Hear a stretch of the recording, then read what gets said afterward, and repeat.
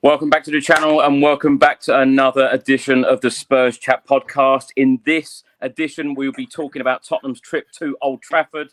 This is the instant reaction and match analysis show. Manchester United 0, Tottenham Hotspur 3. Shall I say that again? Manchester United 0, Tottenham Hotspur 3. And it should have been more. It was only United, lads.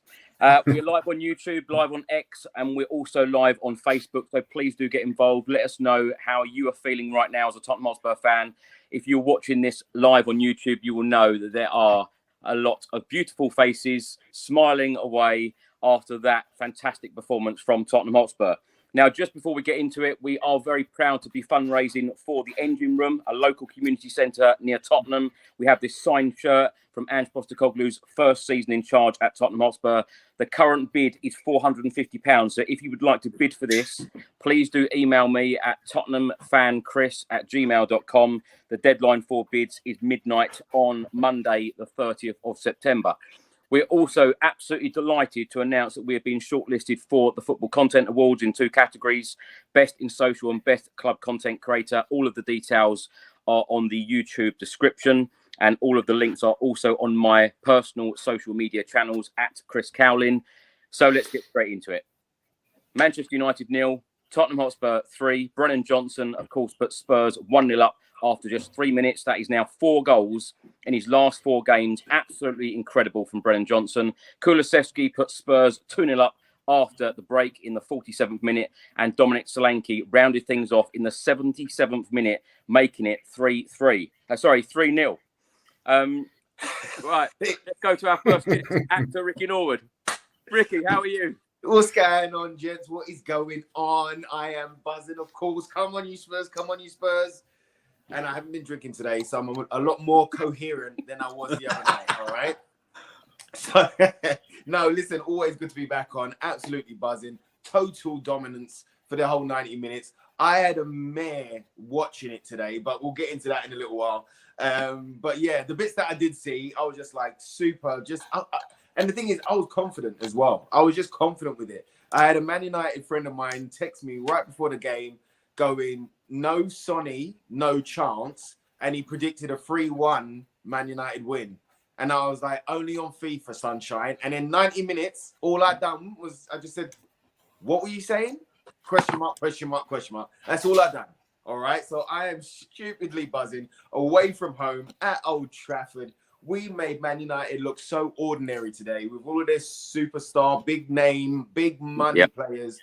We made them look absolutely ordinary. We dominated that ground, not only on the pitch, but in the stands as well. And that's what I've got to give you, Chris, and every single away fan today. Big props and a big clap to all of you that were lucky enough to be there, because, oh my gosh, did I hear ya? Did I feel ya? Was I cheering with ya? And was I having a giggle all at the same time? Yes, I was. So big up to all of you fans. You deserve that, man. You deserve that. All of you away fans that have had nightmares away from home, you deserve that. Well done. Come on, you Spurs. Let's get in. Absolutely. There is so much to talk about on this show and so much positivity, I believe, in this show. So I'm really looking forward to it. Also back with us is channel regular Craig Dearman. Craig, how are you? Yeah, I'm all good. Great performance. Just a brilliant afternoon. It was about time we got a win there, wasn't it? A convincing win at that. You know, I think if they'd had 11 on the pitch, I think we'd have still beaten them, to be honest with you. I just thought our all-round performance was excellent. Mickey van der Ven with that assist, which we'll come on to, I know, for that goal was just unbelievable. So yeah, it's just good to get a win in it. Absolutely fantastic.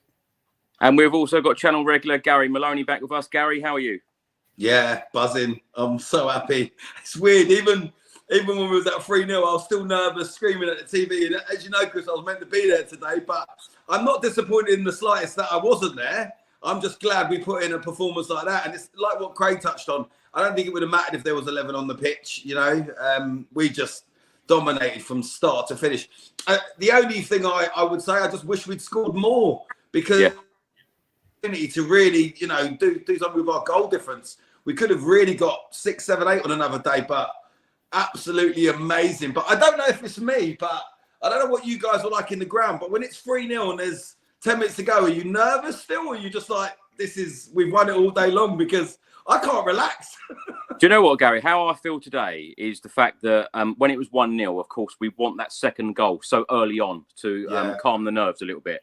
But of course, we had so many chances, and that has been the story of our season so far. The amount of chances that we've had, and we've squandered them in some games as well. So I'm so glad that we scored 3. But I wrote a cheeky tweet earlier on saying that I felt like Manchester United have got away with one today because it could have been, no disrespect and, all joking aside, it could have been so many more. Spurs were absolutely superb and they were bang on it today from the very, very first minute. I know we're going to talk about it, but I felt that Tottenham's pressing today from the first second of the game was absolutely sensational. And that is all down to Ange Postecoglou, Ange Ball, which some people have criticised, but we have seen, a fantastic display today. Yes, we're not going to get carried away because Manchester United, I believe, are in a bit of a state at the moment. They were poor, but Spurs, give them credit. They were absolutely excellent and bang on it today. So absolutely superb performance and result. Now, let's have a look at the match stats here. Manchester United had 38.6% of the ball to Tottenham's 61.4%. Shots, Manchester United had 11 to Tottenham's 24. Shots on target, United only had 2 to Tottenham's 10. Shots off target, Manchester United 5, Tottenham 7.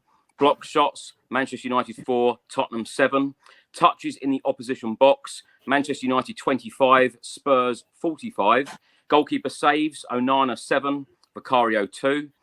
Aerial duels 1, Manchester United 7, Tottenham 6. Fouls, Manchester United 16, Tottenham 14. And corners, Manchester United 5, Tottenham 3.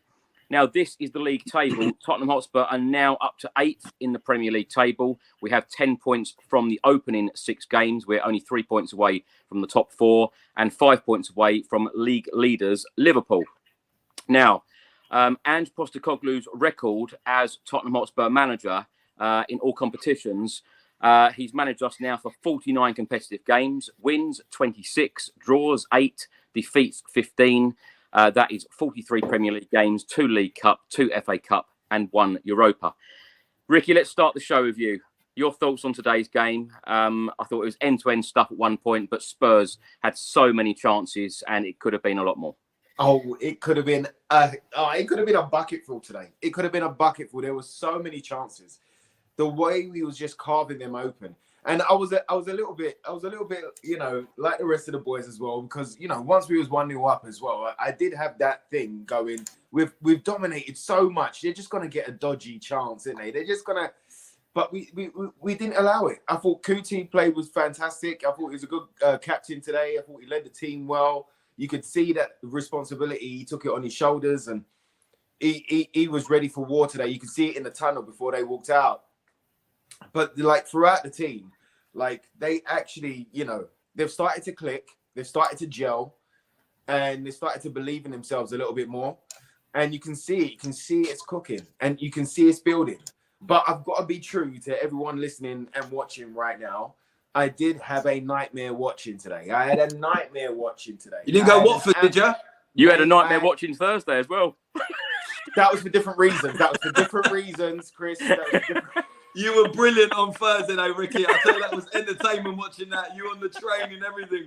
And also, Chris, the fan cam you done? The amount of times you can hear Chris in the background with it was absolutely hilarious. I'm sure there's a bit where he goes, "Oh, I'm so drunk." Do you know what? I just want to say to all of the listeners and viewers, a couple of guys I bumped into in the stadium the other week. They said, "Who have you got on the show tonight?" And I said, "Ricky Norwood." And they went, "Oh, he's your superstar on the podcast. He's your Heung-min Son." And then I said, "Craig Dearman." They went, "Oh, he's your Mr. Dependable, Ben Davis." And then, funny enough, Gary, you were on the same podcast, and I said you, and they went, "Oh, you never know what you're going to get with him. He's your Vicario."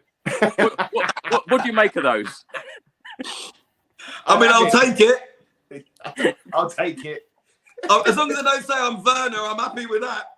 Yeah. Craig, let's come to you, Mr. Dependable. What did you make of today's game? I thought it was. I should be doing this in a Welsh accent, really, if I'm Ben Davis, shouldn't I? I just thought the performance was just so pleasing. I think you hit the nail on the head. You said the pressing that really stood out for me. The pressing right from the off. Yeah. we just pushed them back. United couldn't get out. When they did get out, we managed to get tackles in. There was players in the centre midfield. I thought Bentancur was superb today, covered a lot of ground in the middle of the park there. I thought the defence was superb. A little bit worrying about Udogie. I hope he's not too bad. But obviously, you've got a good replacement in Spence there coming on, and I thought he had a decent second half as well. So just overall, it's just lovely to see this click. I'm saying it quietly, but things are starting to click. Things are starting to purr now. We said about this run of games, if we could get a few wins under our belt before the next international break, now we've got the United away out the way, if you like. And we've got some winnable games coming up. We've got another European fixture in the week, which takes our minds off the league, which is good. But it's just keeping that momentum going, keeping that, not get carried away. That we didn't go up many places in the league table, so but we keep in touch with the top four. So 3 off top 4, 5 off the top. So we're in there, and we just keep it going because things are starting to click now. You can see passages of play, players actually doing things without being told to do. They know what they're doing now. So yeah, let's hope we keep everyone fit as well. Gary, let's get your thoughts because we're now on a winning run. 4 out of 4. Brennan Johnson, of course, has scored 4 in his last 4 games. What do you make of it today? Is he frozen? We've lost him. He looked so good that we didn't know he was frozen. Ricky, let's come to you. I think he's back, Chris. He's back. Gary, what did you make of the game today? Well, it wasn't what I expected. I did put us down for a win, but I thought it would be maybe a 2-1 at best. I thought Man United would get a penalty. They did try for a penalty on quite a few occasions. They couldn't score from open play, so they were really going for a penalty. And I felt one of those handballs, not the first, but the second. I thought, are they going to maybe get one here, and that's their way back into the game? But Ricky, let's come to you. Let's talk about it's gone. Can I ask, is that my end or your end? It just Big Vic in the house, mate. Big Vic in the house. Ricky, let's come to you. Let's talk about the most complete performance because Reese, who writes a lot of comments on this show week in, week out, said that is probably the most complete performance under Ange Postecoglou. I completely agree, actually. And how many people have come out and said, patience is needed with Ange Postecoglou's style of play? I mean, patience is needed with every manager's style of play. The one thing that I love about Ange is that we could see, or I could definitely see. I know us on the pod when we've spoken in person and on this pod that we've seen green shoots, and there has been little things that worried us along the way as well. There are concerns as well, but those green shoots were for me. They gave me hope that Ange is going to be the man to bring not only bring back the good times, but to surpass them, to bring the glory times. I really do think that we're lucky to have him. I think he's a dynamite manager. I think he is a perfect fit for us. He doesn't let any of the outside noise get to him on X or wherever it may be. Even the journalists, he doesn't let the journalists poke him. He's a fantastic manager. He plays fantastic football. We've been speaking about this many a time. It's high risk, high reward. Yes, if that risk doesn't come off, then yes, it is going to be damaging to that back line. But you can see when it all is put together, and when, like you just said there, Chris, they don't have to be told anything. They're actually taking responsibility. They're actually, they're breathing and thinking the Ange way. I won't say 100% right now because, it's still early, but we can see it. So time and patience is what's needed. I think Ange is definitely the man that is going to take us forward, and we're seeing that. Let's not get crazy with it. Let's not get too high or too low, but this is a journey and we're on it. And he's had a lot of work to do. He's had a lot to sort out, and he's doing it little bit by little bit by little bit. And we're seeing as fans that if we allow him to do it, then nights like tonight can happen week in, week out. Oh, guys, poor guys. Craig, let's come to you. Who really impressed you today? Because there were a lot of great performances today at Old Trafford. But who would you give the player of the match to? I would actually give it to Rodrigo Bentancur. I thought he was fantastic today. I thought he was all over the park. There's plenty of candidates. You could say Mickey van der Ven purely for the setup for Johnson's goal. You could say Brennan Johnson even, but I would personally give it to Bentancur because I just thought he was outstanding. Brennan Johnson just said on Sky Sports, 11v11 or 11v10, we completely dominated the game. We had a clear game plan. And we did exactly what we wanted to do. Once the cross came to me, I was happy to put it in. I'm sure you were happy to put it in. The way we play, the minute we get the chance to put in an early cross, we do. The manager demands that we are at the far post. And Brennan Johnson does that brilliantly, I have to say.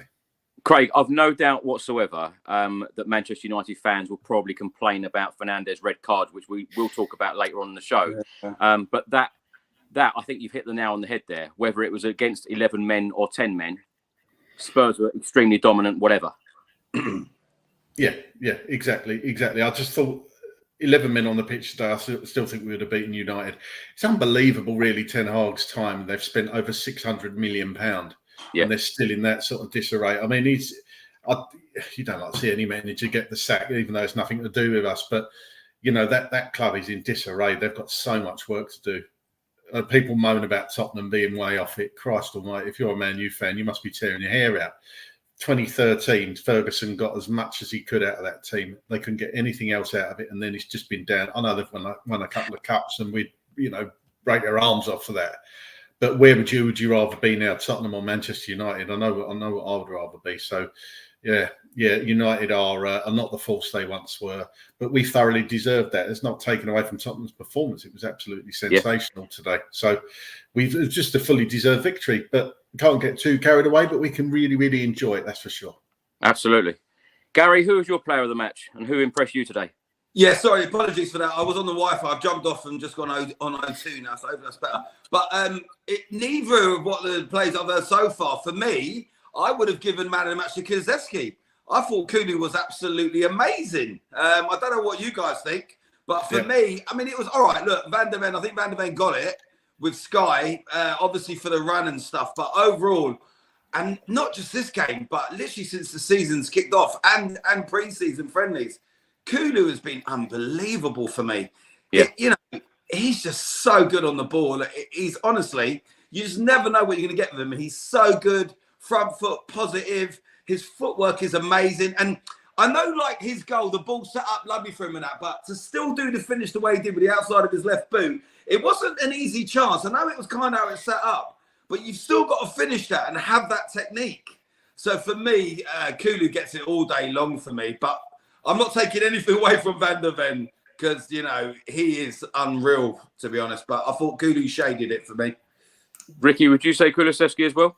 Absolutely, man. Absolutely. I mean, Van der Ven also had the clean sheet in the bag as well. But I mean, for me, Kulu, for all of the reasons that Gary said, including that great 1-2 with Maddison, when he done a flick, mate. I mean, I was just like, and we saw that in pre-season, and it's always that question, right? Like, can he bring it into a game? But that's what I'm saying. Like, I could feel it. He's going to be devastating in this position. He's growing week in, week out with the responsibility as well. But the fact that he can be free to express himself and not just be out on that wing.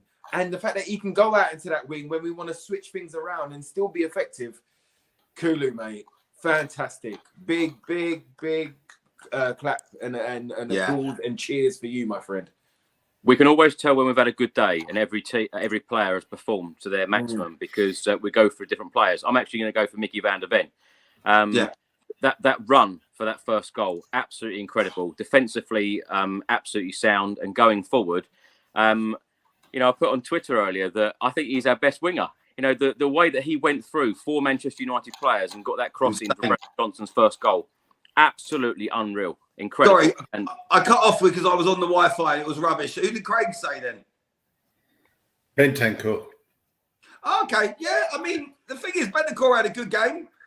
You could even say Johnson was up there as well. Johnson had a really good game, 4 in 4. So, but it's a lovely problem to have when There's so many players that could have been man of the match. That's what you want. Even Vicario. I know United didn't really give us too many problems, but when he was called upon, even Vicario was great. You know? So, happy days, man. I'm buzzing. Ricky, let's come to you. Let's talk about this starting 11 because Ange Postecoglou made 7 changes from Thursday's game that beat Qarabağ 3-0 at the Tottenham Hotspur Stadium in the Europa League. Coming in, Romero, Udogie, Maddison, Bentancur, Kulusevski and Timo Werner. Dropping out, Gray, Dragushin, Davis, Bergvall, Basuma, Sarr and Son. Obviously, Son had a hamstring injury, didn't make the trip. No place on the bench today for Ben Davis. So the team was as follows: Vicario, Porro, Romero as captain, Van der Ven, Udogie, Maddison, Bentancur, Kulusevski, Johnson, Solanke, Timo Werner, and the sub bench today at Old Trafford: Forster, Spence, Dragushin, Gray, Basuma, Bergvall, Sarr, Moore, and Lancashire. And it is worth saying on the on Heung-min Son not making the trip. Up to match week 7, Heung-min Son created 13 chances from open play in the top flight this season, more than any other player in the Premier League. And we didn't seem to miss Heung-min Son today, surprisingly. No. I mean, that's the quality of the squad, though, right now. And that's the quality of the attitude that the boys have got. You know, they're not down in the dumps. They're not thinking that the day's over and we've already lost before we've turned up because Captain Fantastic Sonny ain't there. You know, what they done is instead of cry about it, they picked themselves up and went, no, all right, cool, let's go. And you saw it from top to bottom. I mean, Madders, I know we were talking about plays in the matches before then as well. Like Madders just dictating the pace, just popping in and around. Again, someone who's found his form again. Somebody who can trust the knee and the ankles and all the little niggle injuries he got last year that's prevented him from playing like that. You can see he's a lot freer. And like, so from top to bottom, you know, the fact that Sonny wasn't there today, you know, we didn't skip a beat. And I think that's the first time in a long time that we've missed a big player and it hasn't really affected us. Actually, we've gone out there and gone, no, it's all right. Timo's going to be there. Johnson's going to be there. We're going to do this, that, and the other, and we're still going to go out and play the same way with the same attitude and expect the same results. Do you know what I mean? And they went out there and done that. You know, big up to the boys there. Big up to the boys, and keep this mentality and keep this momentum going now. Ricky, fair play to Ange Postecoglou because you know, I'm a believer of I always want the manager, whoever's managing Tottenham Hotspur, in any competition, I always want to see the best starting 11 start a game. But on Thursday, Ange made a number of changes again. James Maddison wasn't involved on Thursday, so that meant that he was, you know, completely fresh for today's game. And as I said earlier at the start, the freshness, the sharpness, that pressing right from the very, very start of the game, that was key, wasn't it? It was key, but like with Ange's game, we could see because it is 100 miles an hour, and it has taken the boys a little while to get up to speed, like to get up to 90 minutes speed, right? We need a squad, and we need to have rotation, and the boys coming in right now for the first time in a long time that a kind of quote unquote second teamers have come in. We haven't dropped off. How many times have we sat together, Chris, and we've gone, like, we just want him to take their chance. Just take your opportunity. Take your chance. Go out there. Put your name down. Do you know what I mean? Let the manager have a sleepless night the day before he names a team for the league game, you know? Like, let him think about you a little bit. And these boys are doing it. But credit to Ange as well, who is managing the minutes and is managing the responsibility and reacted to the amount of changes against Coventry. So when he done that, he said it in the press conference even, like, maybe that was a little bit too much. So that, you know, I think that's healthy as well. That a manager's not afraid to say, no, you know what, I think that was a mistake. It's all right, cool. And we're going to continue and we're going to fix it. I think that's fantastic. Instead of just kind of a blank answer or a deflection or, you know, or just the same old kind of media, you know, quote. Yeah. He took responsibility, and this is so positive for us to moving forward.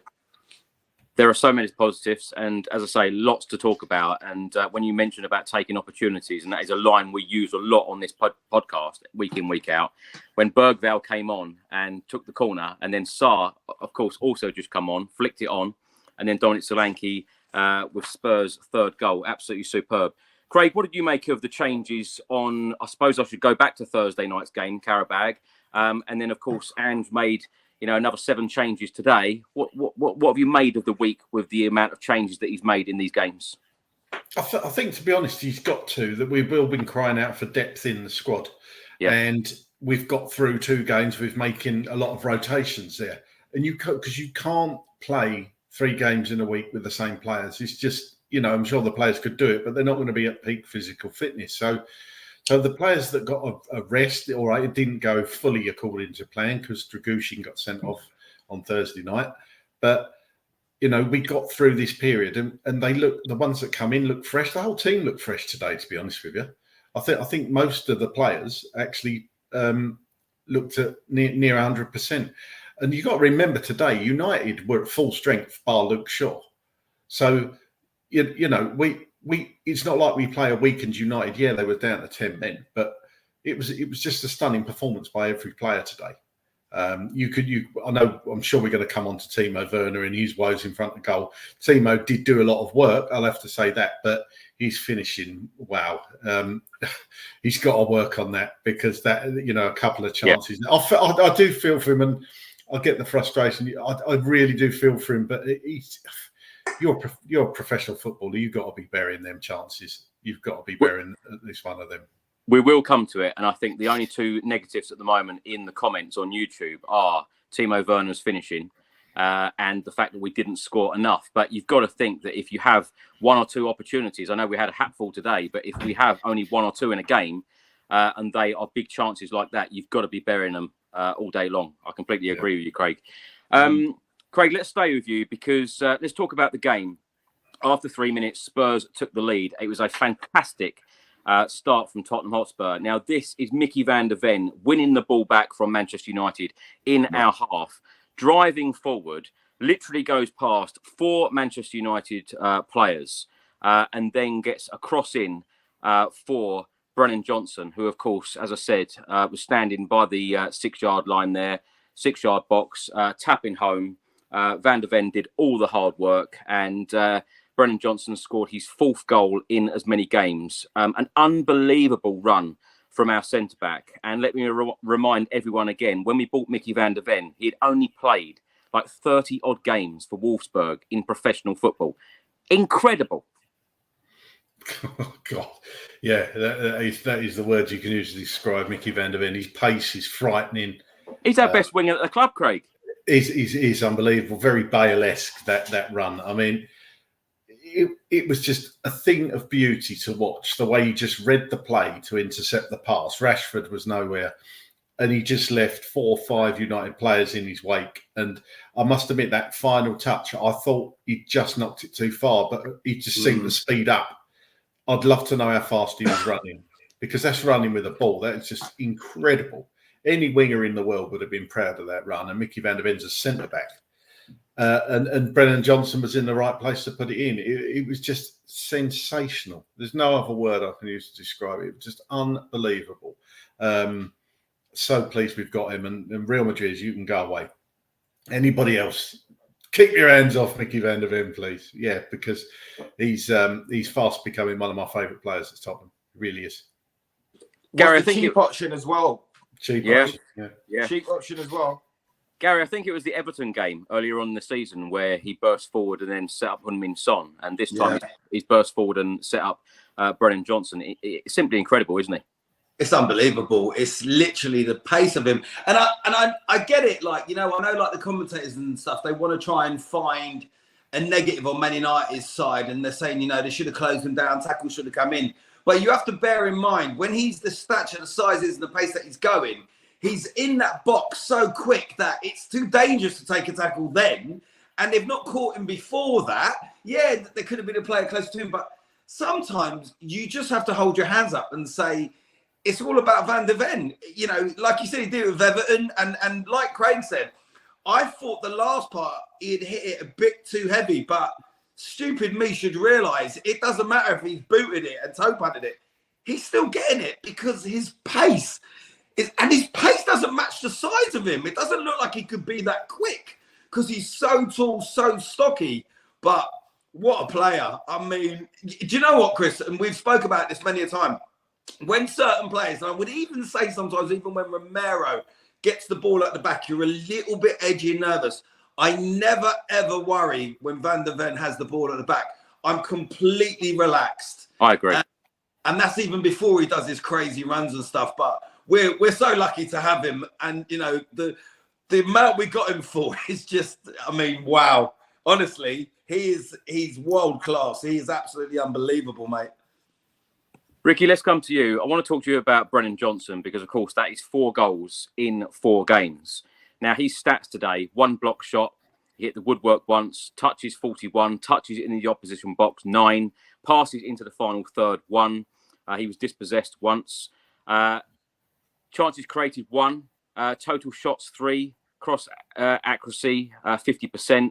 And you can see from the picture here, of course, he hit the post. He had the one of the shots blocked, and of course scored one of the goals. 4 goals in as many games since deleting social media. What have you made of the last few weeks that Brennan Johnson has had? I mean, oh mate, you know, we've spoken about like online hate, and we've spoken about all of the issues that have come before, right? And not just with Brennan, but for players throughout the past and stuff like that. But what a way to come back, and what a way for him, more so than us, but more so for him, that he just shut everybody up. And you know, they say a week is a long time in football, right? And look what can happen in a week, mate. Look what can happen in a week. Pretty much a week. And to score 4 back-to-back, to see that smile on his face today compared to the first goal that he scored at the beginning of this run, when he had a lot to prove, or he was feeling a certain way. To, you know, Gary Neville said it on commentary that he was actually smiling before he hit the shot, you know? And so just for him to kind of have positivity surrounding him, to have a bit of reward for his hard work, I think is absolutely fantastic, bro. Absolutely fantastic. And, you know, it's another kind of pick that it's an Ange pick, right? But it's another pick that is starting to bear fruit.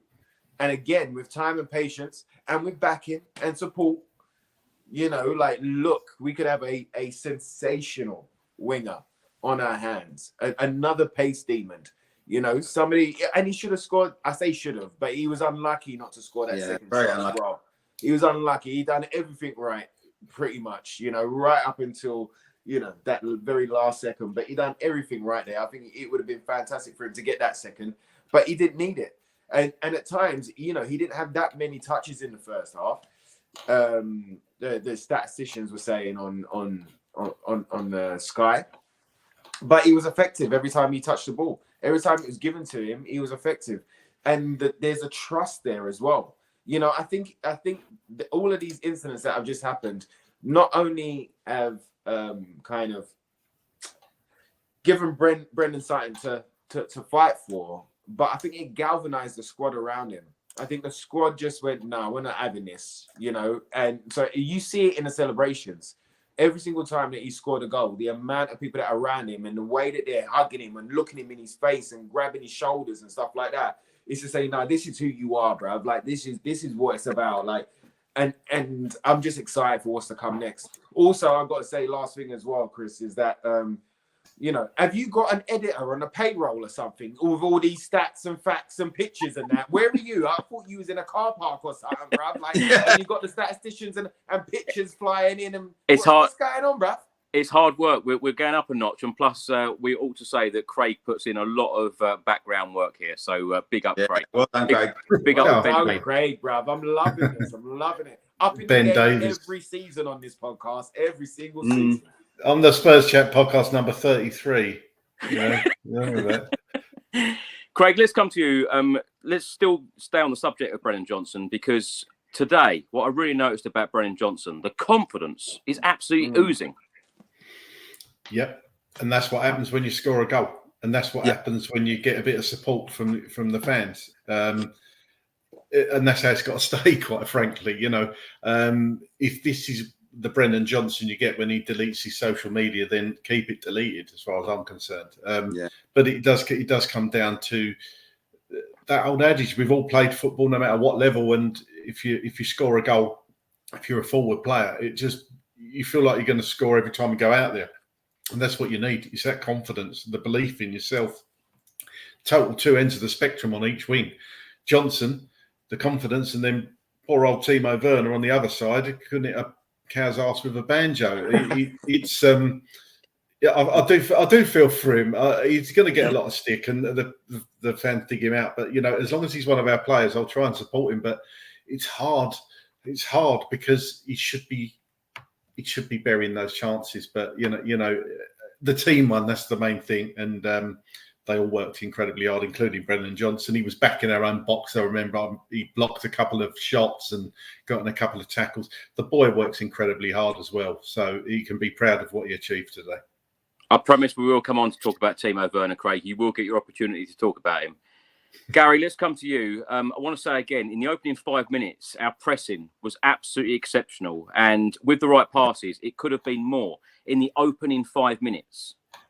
Yeah, 100%. Just want to touch on the Brendan Johnson thing quickly as well, because I was on the show a few weeks back, and I was one of those fans that was, I was putting him almost in the same basket as Timo Werner.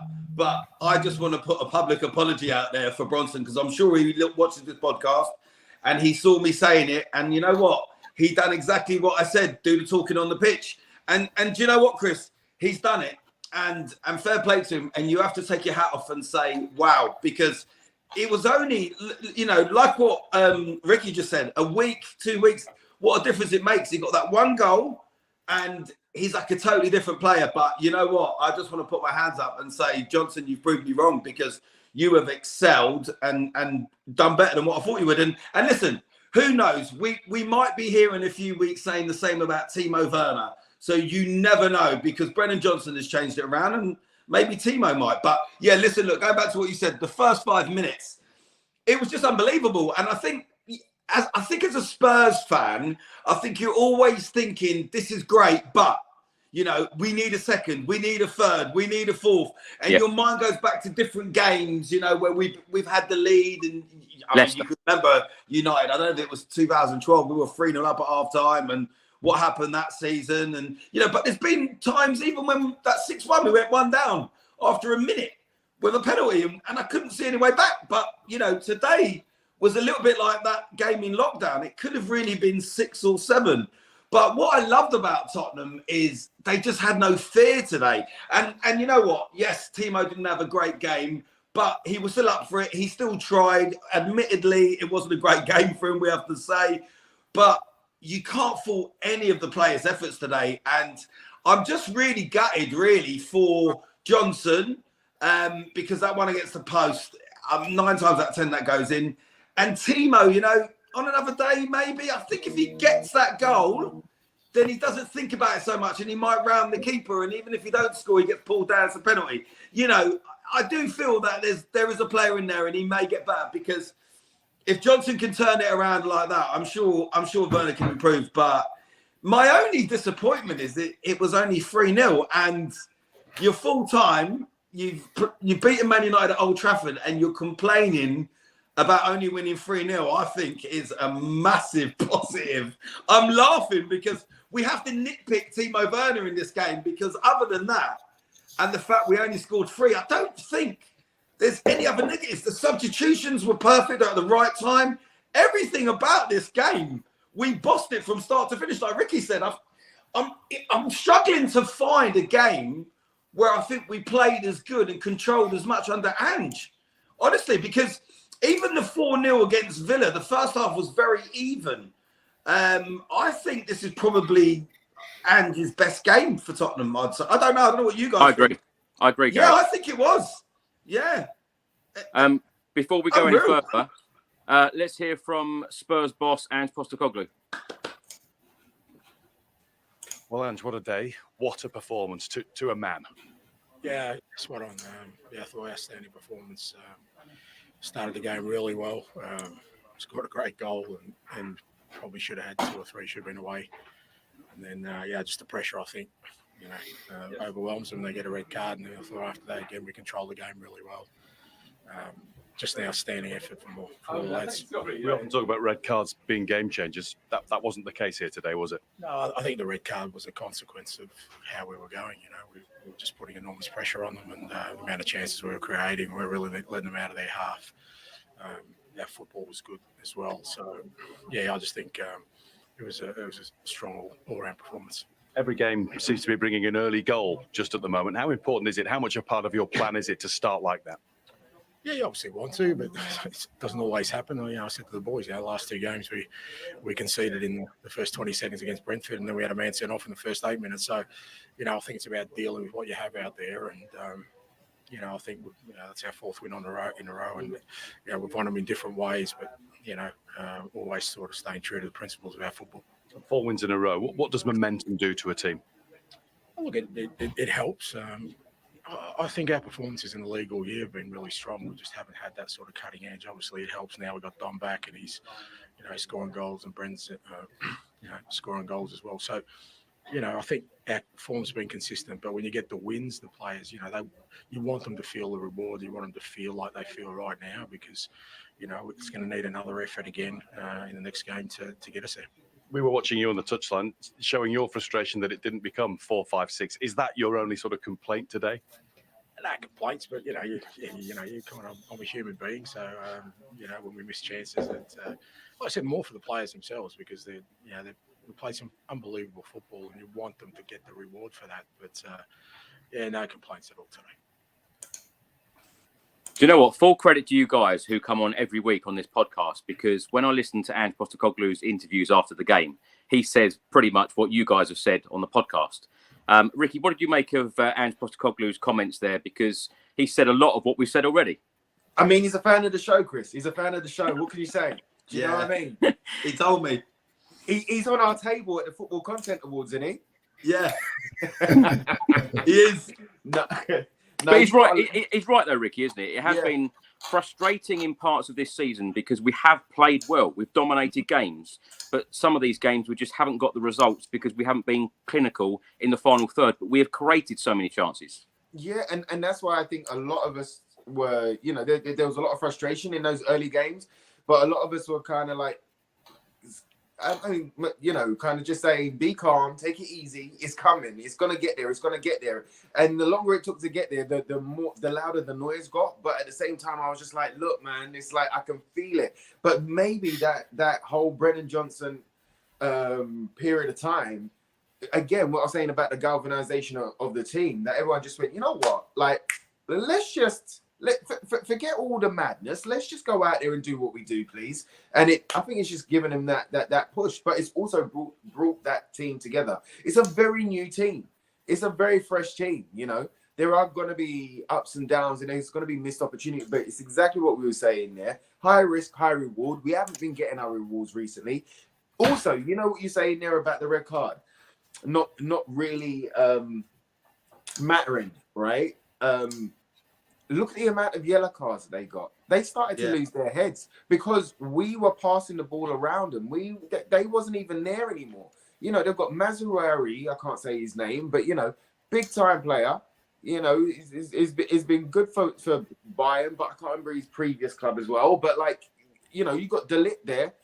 We were after De Ligt a long time ago when he was at Ajax. And then when we missed out on him, we were all like, no. And he was the only one giving it really for Man United. But again, we surpassed these guys today, man. Like through energy, through mentality, through attitude, and they started to get more and more emotional and more frustrated. Where they started just kicking out and getting yellow cards, and there you go with the red. Go on, Gaz. I just want to shout out the away fans because I thought they were absolutely unreal. I know it wasn't easy for Man United, but what an away support. And near the end, when they start singing Tottenham get battered everywhere they go, I just love how Tottenham fans have changed like the whole to Army for us, and now singing Tottenham get battered. I just love that we can laugh at ourselves. It's amazing. But the away support was just deafening. I was like, wow, it was brilliant. The thing is, Gary, it means an awful lot when you go to this stadium, these types of stadiums, because since Premier League history, since it started in 92-93, we've only won 4 times at Old Trafford. Yeah. So wins at these types of stadiums where we haven't done particularly well over the years, it just means an awful lot. So the fans were superb again. Craig, let's come to you. On 11 minutes, James Maddison had a chance, 1-2 with Kulusevski, then Onana saved. A couple of minutes later, Kulusevski to Udogie, he shot over the bar. Another chance because of our constant pressing, winning the ball back, which I thought was exceptional again. I'll say it again. Amazing. On 20 minutes, Brennan Johnson hit the post. Kulusevski passing to Brennan Johnson, and the confidence, as I mentioned earlier, shooting across the goalkeeper. And what about this for a stat? Dejan Kulusevski has created 9 chances for Tottenham in this game against United, the most on record since 03-04 season by a visiting player in the Premier League at Old Trafford. Kulusevski was exceptional again. Absolutely. It's really weird you say that. I was just about to read you that exact same stat, and he's just absolutely incredible. He was very good today, and that's why I said it was hard for me to choose my man of the match, because Kulusevski could have easily got that today. Amazing. And that is the sign of a good performance, that you're struggling to pick a man of the match. We're usually struggling to pick a man of the match for other reasons. We've all been there. Do you know what I mean? And Kulusevski's kind of been the beating heart of this team now, since he's kind of moved to a slightly different position. Yeah, you can see what he can bring, and I wouldn't say I was writing him off, but last season I don't think it was his strongest season, certainly the finish. But he just seems to have got a new lease of life this year, and you've got to say that he's got to be one of the first names on the team sheet at the moment. When you actually watch him and see what he brings, and when he comes on in games and has changed games, he's really hitting the heights, and he's one of those players that we need to keep fit, but we also need to protect as well, because we don't want him playing every single minute of every single game, because he can't. But if we can keep that core fit, I still maintain that we've got a really good chance this year, and Kulusevski is a massive part of that. Craig, what have you made of Kulusevski in that central role? Because even the journalist the other day after the Carabao game, he said, well, my best position is, in the centre. Of course, Ange Postecoglou went with Bentancur, Maddison and Kulusevski today. And also, what did you make of Maddison now dropping to a little bit more deeper role? I think I had my doubts when Kulusevski said that's my best position, but you're seeing it now. That first season he came in, he was good on the wing, but I think you've got to say he's more effective in that midfield position, that deeper role.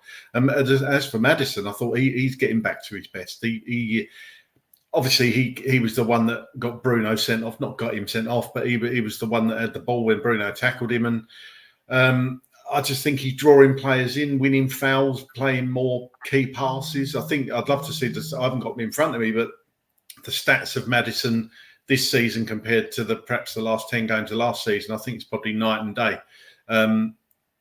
He's one of those players that we need to keep fit. We need on the pitch in the big games, and I thought he performed really well today, Maddison. Yeah, he's getting back to his best, definitely. Yeah. Gary, let's come to you. Vicario was forced into a save in the 22nd minute. Xerxes had a chance. He didn't have a lot to do, Vicario, today, but when called upon, this particular save was a fantastic one, wasn't it? Yeah, that's like what I said. It wasn't a very difficult game for Vicario, for Venom. My old mate, my twin. But like you said, he's just there as a shot stopper. He's just absolutely amazing. What I also liked about him today, when that pressure was just building on, and you was just thinking there was about a 10, 15-minute spell where you just felt Man United might just get an equaliser, and had a few corners and set pieces, and he just came out and just like commanded the area and got the ball and caught it, and that's what you want to see from your goalkeeper. I thought he had a good game. Yes, it wasn't his best performance ever, but like you said, there was still 2 or 3 saves, and a couple of times he had to be called upon, and he was spot on. I'm a massive fan of Vicario. I think he's really, really good. And the other thing, like I said, from corners and set pieces where there was that little bit, it was just, you could just sort of feel they were going to get a penalty or they're whipping the balls in, but he was just there, and it's when you want your keeper. I thought he was great. I thought it was absolutely great. I just want to mention one little thing about Kulu while I remember. what I love about Kulu, do you know when he gets in, he reminds me a bit like Glenn Hoddle. He gets in those tight spaces and there can be 1 or 2 players on him, but somehow he seems to get out of it with the ball. I don't know how he manages it. Yeah. You know, and if he can't get out of it with the ball, he hits it against the player and then we get a throw in. And he does that time after time. His control with his close feet reminds me a lot of Glenn Hoddle. I can look at old games and I can see when Glenn was in those sort of positions. And Kulu's starting to look more and more like him. And that definitely isn't a bad thing. But he is absolutely amazing. And Vicario, well, you know, apparently I'm his double. So I'll take that. He can be a bit iffy as well, so I get it. It wasn't about looks, Garrett. It was more about personal. Oh, well, I know that, yeah. Obviously, I'm about 15 years younger than him, obviously, so it can't be looks. 38-year-old Gary Maloney. Yeah. Exactly. Yeah. On 27 minutes, Brennan Johnson had a cross from the right-hand side, cleared off the line. Timo Werner was in the middle. 3 minutes later, Maddison put in a cross to the back post. At this stage, we were so dominant and confident in that final third, which was absolutely fantastic to see. In the same minute, James Maddison had a shot from outside the box. The goalkeeper equal to it. Romero shot just wide after a cross from the right-hand side. Rashford crossed from the left. Garnacho hit a volley on the post on 37 minutes. Ricky, what did you make of that chance? Because a fantastic ball over the top from Rashford. Garnacho hitting it first time, and then they hit the post. This is where I must admit I was a little bit worried, because when Manchester United are hitting the post and you think Spurs have had all of these opportunities, I know I'm sitting here absolutely buzzing that we've won today comfortably, but you know, there are chances like this where we've seen this season and last season where we've dominated games, and it's all about scoring that second goal and being clinical in that final third to prevent, you know, a team coming back into it. No, absolutely, bro, absolutely, but again, this is the way we're going to play. The opposition are going to have chances. This is how we deal with those chances. Today, we came away from Old Trafford with a clean sheet, my friend, and 3 points. Yeah. You know how wide that pitch is. For us to have everybody up front and Romero and Super Speedy Gonzalez, Mickey van der Ven at the back. Like, do you know what I mean? Like, and that was the majority of the time that we would do that and just leave them guys there to deal with it. You know, it says a lot about our performance today. You know, Gaz was talking about Vicario there, and all right, he didn't have too much to do, but like he said, when called upon. But you look at his pass selection. Look how risky his pass selection is in a unpanicky way. Do you know what I mean? We saw Hugo Lloris, who I love to bits, and I will always love to bits, right? But every time that we've done this kind of, let's, you know, get the feet to use his feet type of thing, I was always like this. I was like, please, Lloris, just pass it. Just give it. Oh no, here we go. But Vicario, man, he's not afraid either. He don't mind taking a little touch. And yes, look, that's risky play. There are sometimes it's not going to come off. But his pass selection, he was confident. He came outside of the box many a time to get involved in play. So did the boys, you know. It's a really impressive performance. So yes, all right, Garnacho had a shot, and it was a good shot. But it you know, Vicario didn't trouble him. No dramas, no worries. You know, and we came away with a clean sheet. And I think sometimes we do that as well. Sometimes we don't like spend enough time praising the good that we did. And we go, yeah, but you know what? If we're playing Man City next week, then that might be a goal. Do you know what I mean? Like sometimes you got to clap the performance. You got to praise the performance. Yes, they had chances. Of course, they're Man United playing at their house. They're going to have chances. But their chances weren't effective. We're the ones that came away with 3 goals, should have had more, like everybody's saying, and a clean sheet. You know, with those big 3 points. Let's praise them. Let's carry on praising them. Let it be a positive flex today. We don't have to worry about it today. No. Ricky, in the 39th minute, Timo Werner was clean through. This was the chance. Here we go. Clean through. Now, he had a very similar chance at QPR in the pre-season friendly in the summer, and he hit it straight at the goalkeeper. And it seems that whenever he's one-on-one with the goalkeeper clean through like this, he's finding the goalkeeper more than he is finding anything else. I asked the question again, and I know that I've probably asked all three of you on various different podcasts over the last couple of months, or certainly since he's arrived at the football club. Do you think that Ange Postecoglou can improve Timo Werner to score these opportunities? Because, as I said earlier on the podcast, this could be, one or two opportunities in the game, highly important. It's an important opportunity. We were only 1-0 up at this stage. Could have put the game to bed, before the half-time whistle. Yeah, absolutely. I mean, it's really disappointing. Do I think Ange can improve him? I think Ange believes that he can, and I think Ange believes that Werner wants to improve and put these chances away. To be fair to Werner, Solanke had a one-on-one in close to 90 minutes. Yeah. As a striker, as a 65 million striker, we could easily all sit here and say, really and truly, mate, you should have buried that. We'll come on to it. Yeah. I know you will. Sorry, Governor. So, but you know what I mean? Like we could say that at the same time, but it's because of Werner's history with us right now, and Werner's history in previous clubs that everyone's got this thing where it's like, yeah, he's not going to score, is he? Clean through, and I wanted him to. And the thing is that he's got great examples in front of him because it has been redemption. It's been a bit of a redemption couple of weeks recently. Whoever's been getting criticised or whoever the pressure's been on, they've actually turned it around. Cooley was getting a little bit, turned it around. Brennan, we know about Brennan. Vic was getting a little bit not too long ago. Like, is he strong enough? Is he a guy that can improve us? Is he going to take us to that next level? I was hearing those. It can change. Yeah, right. So it's been a redemption couple of weeks. So for Werner as well, I was really hoping in that moment that this was his moment. This was his moment for him, right? Okay, it wasn't. It was his first start in a long time. I'll give him that, right? But I think Ange will use that as motivation and go, look at all of those that have come away with it. Solanke was he was under pressure because he didn't score in 2.5 games, as the boss said, and then look at him in the last week, 10 days, whatever it's been now. So the examples are there for Werner. The fact that he gets up, the fact that he wants to be there, the fact that he wants to improve and he wants to go out there knowing how we all kind of feel about him, and knowing that he hasn't shown his best version of himself in a Spurs shirt. I think that weighs on him a little bit. He's still there though, and he's still there to be counted. And I think some of the simple things that he done today, short passes, the runs where he'll take Mazraoui. I can't say his name. I'll learn it. I promise. I won't. So the amount of times that he kind of drew his attention, or just done one movement to let Madders in, or to let Udogie in. He done some of the simple things good today. And I did hear on I think it was X.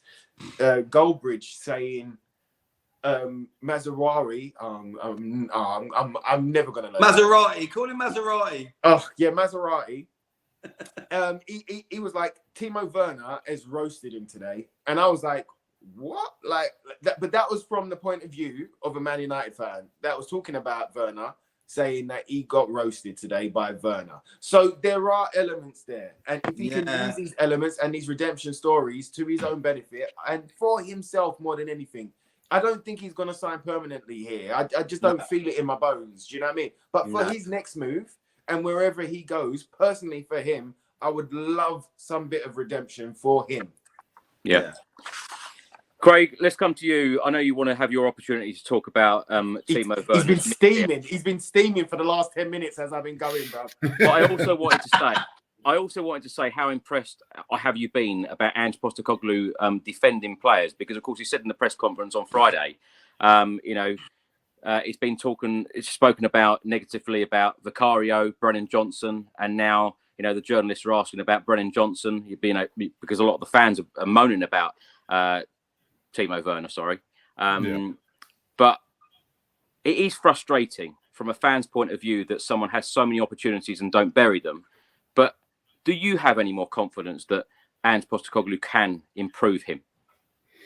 I just want to say, somebody is saying, cheer up, we won. This face always looks miserable. I can't change it. It's as much as I could sit here like that. and it'd just look weird, wouldn't it? Yeah, don't suit you. Look, We're used to you now. strange. We're used to you. Yeah, It's I actually can't- quite scary. exactly. This is why Yeah. we do so well on the audio platform, Craig, because they don't see you. I'm getting my coat. I'm going. I don't need to come here to be abused. I get enough of that indoors. He's reliable, though, our Ben Davis. He's reliable. Yeah. No, I can't help. I've had it all my life. People saying, "Cheer up." I'm quite happy. I just don't look it. I can't change my face. What was the question? Timo Werner. Timo Werner. I don't think he can. I think I've said this before. I don't think he can.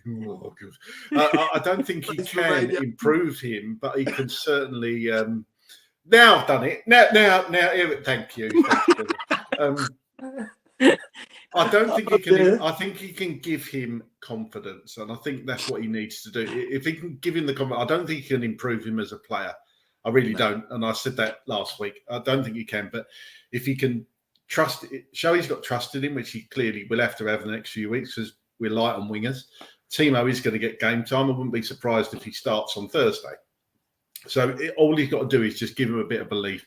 If there was an instance today when Timo Werner I can't remember who he skinned. He ran down the wing. Nobody could keep up with him.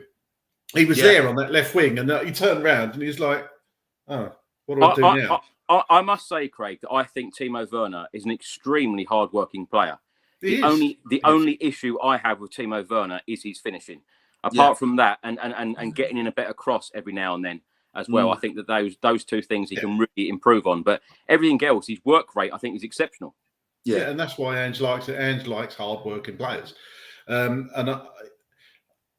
long as Werner's at this club, as long as Werner's playing, I will support him and as much as I possibly can, because, as I say, it doesn't help when he's getting any play. It's shown with the Brennan Johnson thing. It doesn't help when he's getting abused, and I know it's frustrating. I really do. I know it's frustrating, but we've got Timo till at least January. We might as well get behind him because he's not going to do him any good if, God forbid, our fans start booing him, because I've always said that does no good at all to a player. So,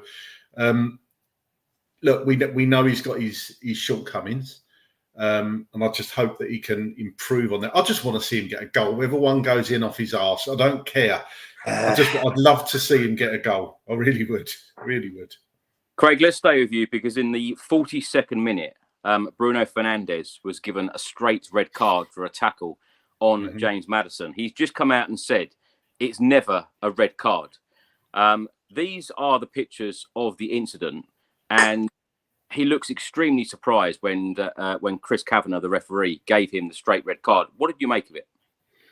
I think Bruno Fernandes has got one of those faces that looks surprised all the time, a bit like I look miserable all the time. To be honest with you, he shouldn't be surprised, because it's a shame we can't show the video. But that bit, I admit, he slipped and he was falling, but he raises his right leg as he's going to ground, so he knows exactly what he's doing. And by the letter of the law, that is a red card. If you watch it back, when you watch it later on Match of the Day, he lifts his right leg up. It's not a natural movement. His natural movement would be to go and the foot hits the ground, but he raises his right foot up and he catches James Maddison on the knee, or just on the outside. So, you could argue it's soft, but it is a red card. I'm sorry, Bruno. Yeah, we still would have beat you with 11 anyway.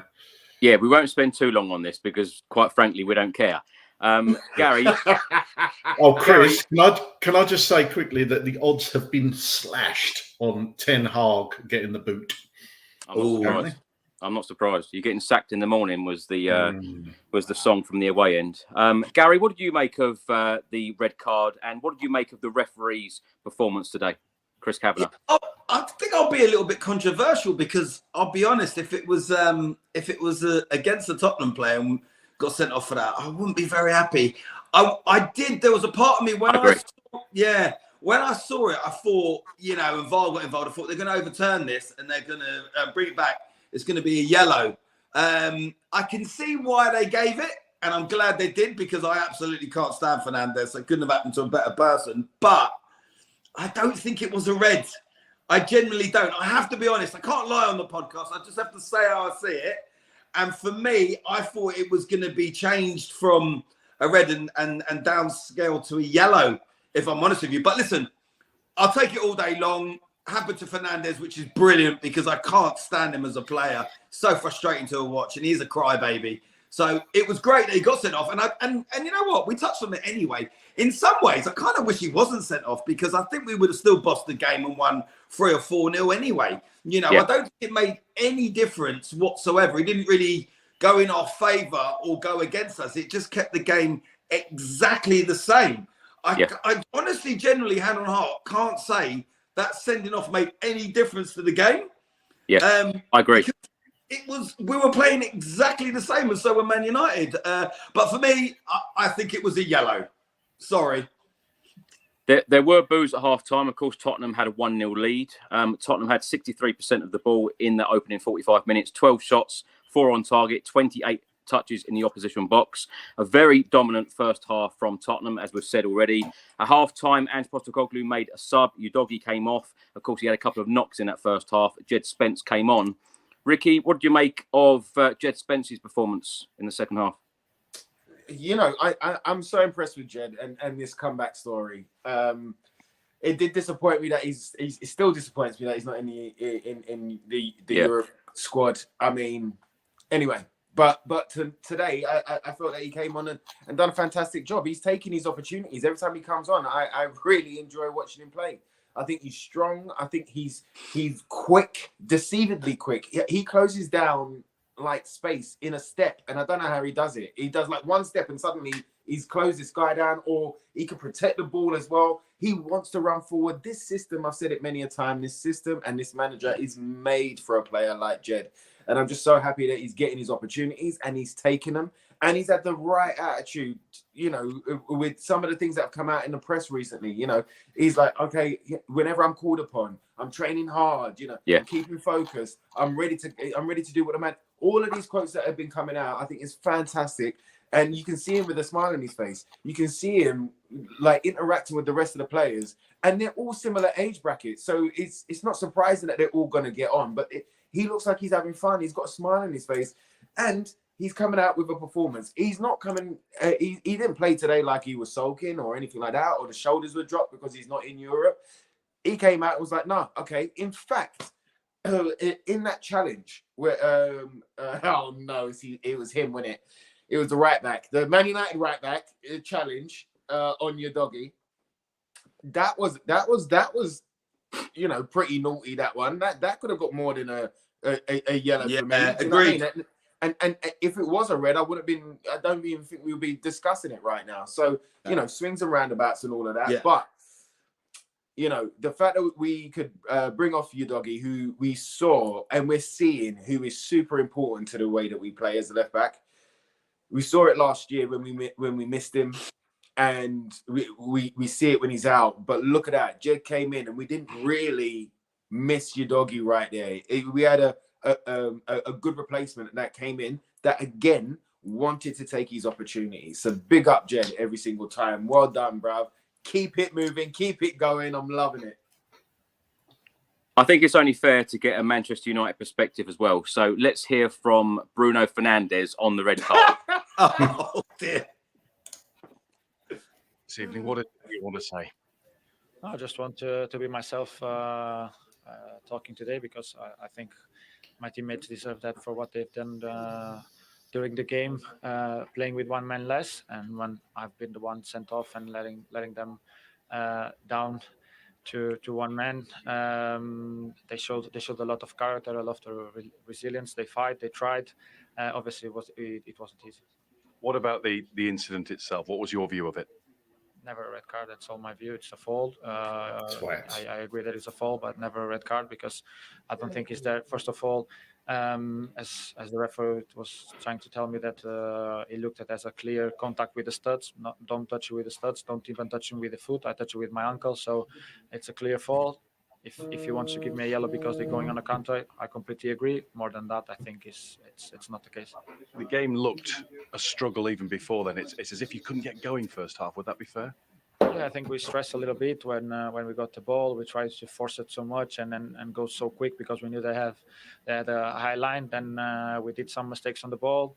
In one of them, we get punished straight away, and then the game never went the way we wanted. I think after you get the red card, and it gets even worse. It gets more difficult. So I have to appreciate all the effort that my teammates have done to try to return to the game, but that wasn't possible. But they showed great character, and I'm really happy for that.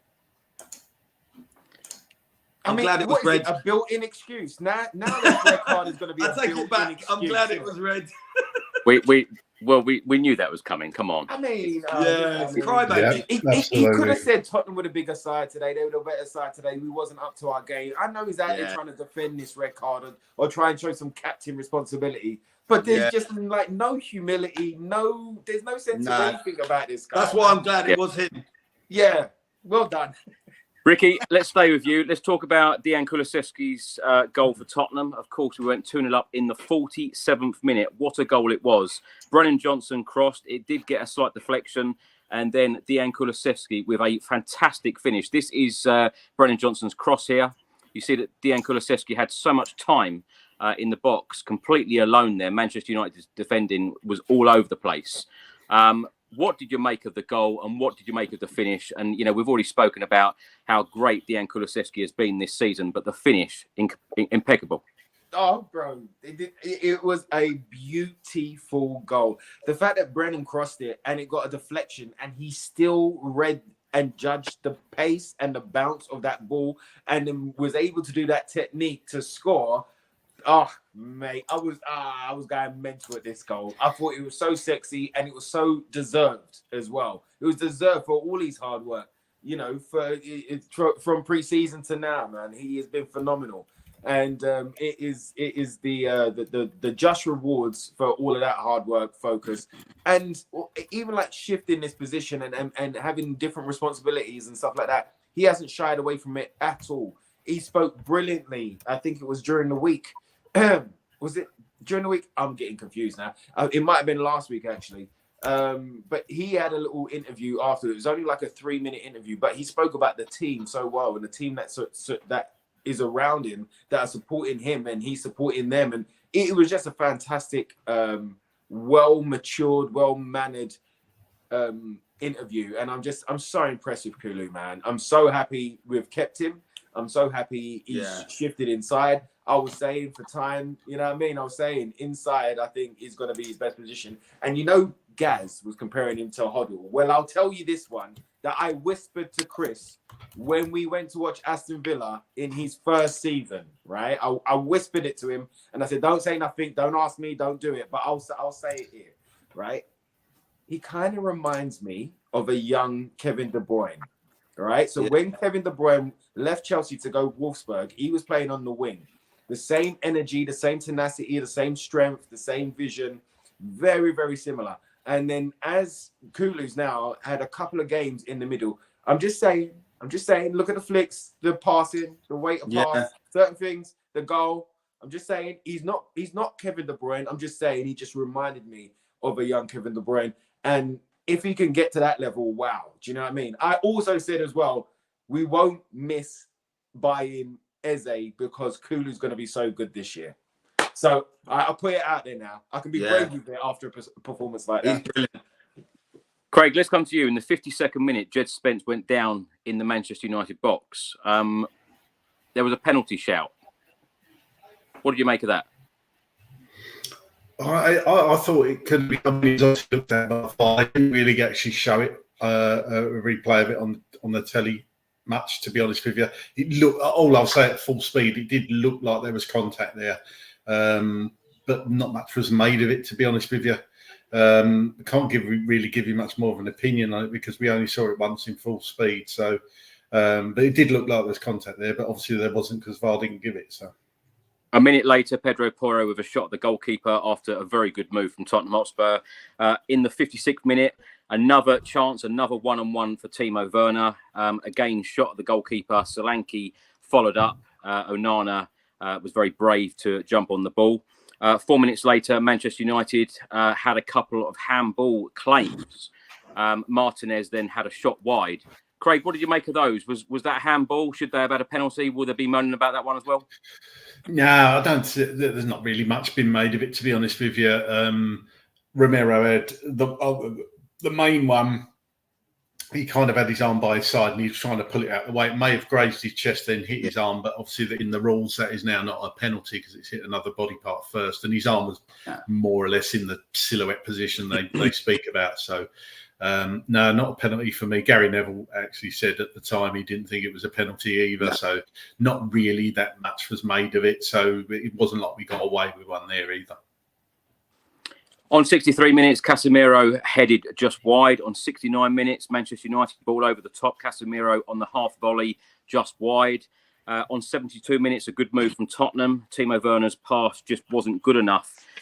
Gary, I know you probably want your say on Timo Werner, and I don't want to turn this podcast into bashing a Tottenham Hotspur player. Far from it, because I want to give every single one of our players encouragement to go forward. But what did you make of Timo Werner's performance today?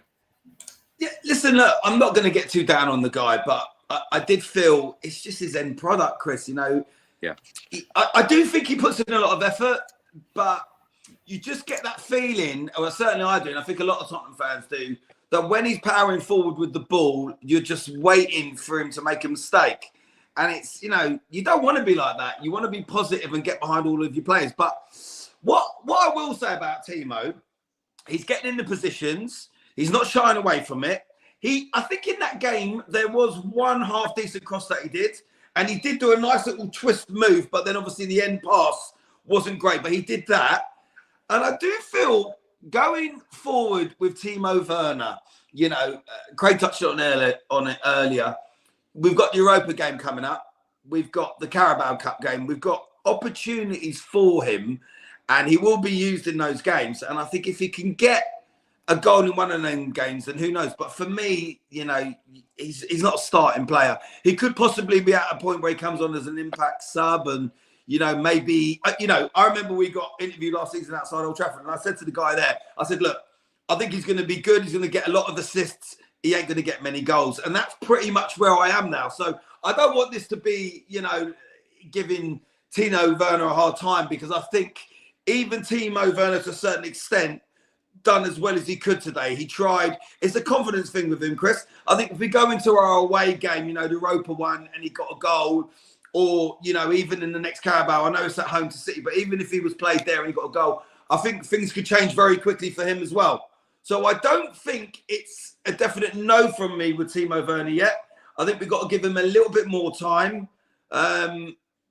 He needs a goal, like Craig said. I think, like Brendan Johnson, 4 in 4. If Timo gets a goal, or a few more assists, I think we're right. But I think we're always going to be looking at Timo as the guy that puts in a few good crosses and assists and comes on as an impact sub. I don't think he's going to get to the heights of Brendan Johnson. That's as honest and open as I can be. I hope that wasn't too negative. Ricky, let's come to you. On 75 minutes, Brendan Johnson, another great cross from him, this time finding James Maddison, but his shot was then blocked. A minute later, treble sub from Postecoglou. Johnson, Werner and Maddison all coming off. Mikey Moore, Lucas Bergvall and Pape Matar all coming on. Now, Lucas Bergvall, I spoke about this earlier. Lucas Bergvall's first touch of the game, the corner, then headed on by sub Pape Matar straight into the path of Dominic Solanke. Another tap-in for Dominic Solanke.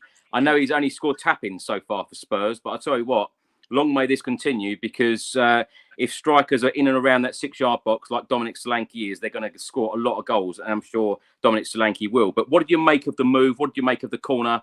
And what did you make of the goal? Oh, listen, firstly, again, like to have those subs come on and straight away make an impact. I mean, fantastic and beautiful for them as well to come on and have an impact straight away. Bergvall's cross was lovely. I love that. I loved Sarr's header. His little knockdown header, little cushion header that he made for Solanke there. I thought fantastic, man. And for Solanke, listen, long may that continue, like you said, Chris. If he scores tap-ins every week, well, he's scoring every week, and I don't care about it. And haven't we missed that? Haven't we missed a number 9 in the box type of number 9? How many chances did we create last season and nobody was there, And even when, after the Leicester game and Dom was out for the other two games. You know, like you could see, all we needed was that number 9. We needed a bit of a fox in the box, but just somebody to put it away, and he's there. It's not only his goal scoring though. His pressing is fantastic. His defensive work is fantastic. He's there. He's there for the corners, you know, that we concede.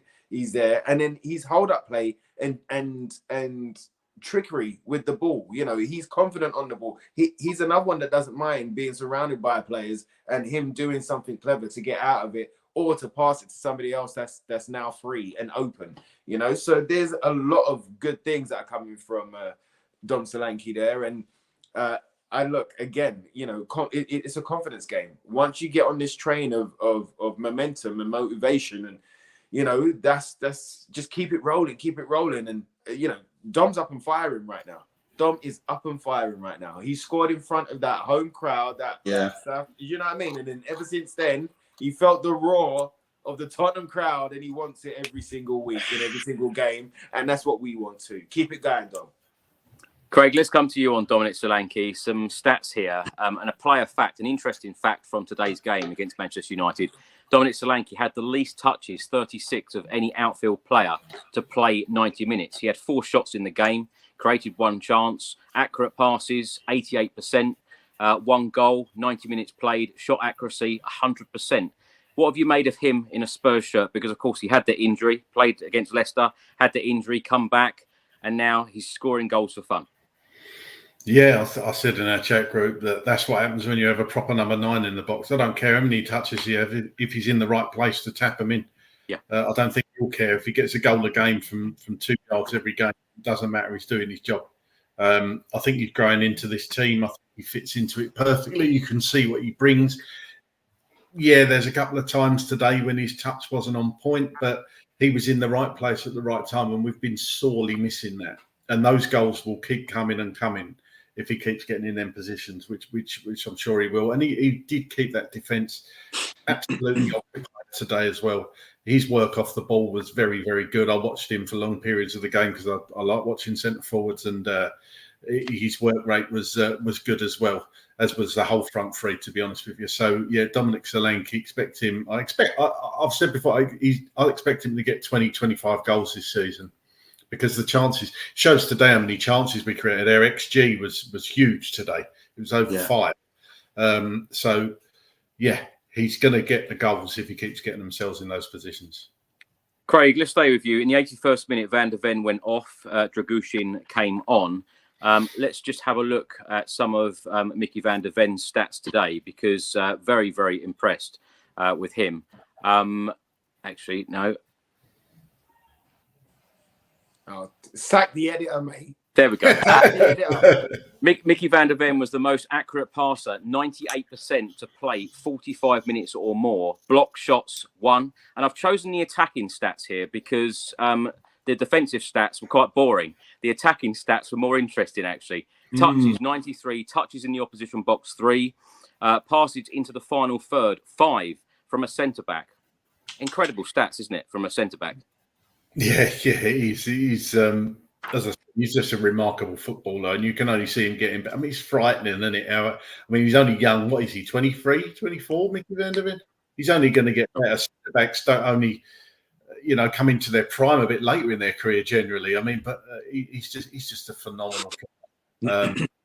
And it's easy to say that it's like you said, the defensive side of it was a bit boring, and the passing accuracy, obviously, between centre-backs, him and Romero pass it backwards and forwards, so it's easy to get those stats up. But he does play forward balls as well. He plays riskier passes, which Ange obviously encourages his players to do. So yeah, he's a weapon to have, 100%. And just touching on Udogie, if anybody's seen, Ange has come out and said that it was kind of precautionary from what we understand.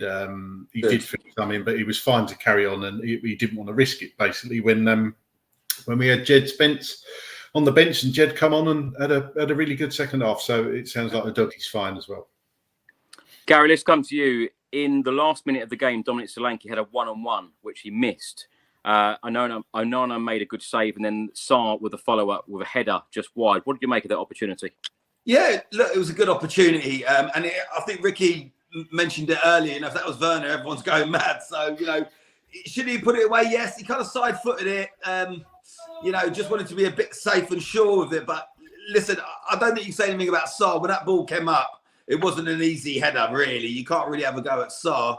But I just feel, listen, look, another day that goes in. I'll tell you what I was more gutted about was Romero's bicycle kick didn't go in, because that volley up in the air, if that goal had gone in, mate, it would have been absolutely unbelievable, and it really would have been some goal. So, listen, we had a lot of chances. Yes, Solanke didn't put it away, but he scored.